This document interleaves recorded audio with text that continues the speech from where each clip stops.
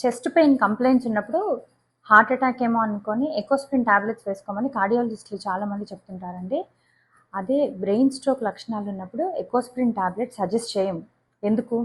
Hi, this is doctor భావన, consultant neurologist at భావన neuro care. మనకు మెయిన్గా వచ్చి బ్రెయిన్ స్ట్రోక్ 2 రకాలుగా ఉంటుందండి. రక్తం గూడు కట్టుకోవటం, ఇష్కిమిక్ స్ట్రోక్ అంటాము, లేదా రక్తం లీక్ అవటం, హెమరేజిక్ స్ట్రోక్ అంటాము. సో ఇష్కిమిక్ స్ట్రోక్లో ఎకోస్ప్రిన్ టాబ్లెట్ అనేది వాడుకోవచ్చు, బట్ కానీ హెమరేజిక్ స్ట్రోక్లో మాత్రం వాడితే బ్లీడ్ అనేది, అంటే రక్తస్రావం అనేది తలలో ఎక్కువ అవుతుంది అనమాట. మనకి ఎమర్జెన్సీగా ఒక పేషెంట్ వచ్చారండి, ప్రేయర్ చేసుకుంటున్నారు, పడిపోయారు అని చెప్పి. వాళ్ళ కొడుకు ఇది ఏమైనా chest pain, heart related issue అనుకొని Ecosprin tablets మింగించేశారనమాట.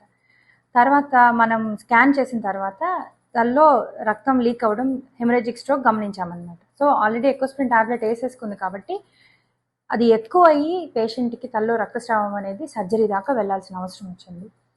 Okay, so brain stroke లక్షణాలు కనిపిస్తే యాజ్ సూన్ యాజ్ పాసిబుల్ న్యూరాలజిస్ట్ని కన్సల్ట్ అయ్యి ట్రీట్మెంట్ తీసుకోవటం మంచిది. Thank you.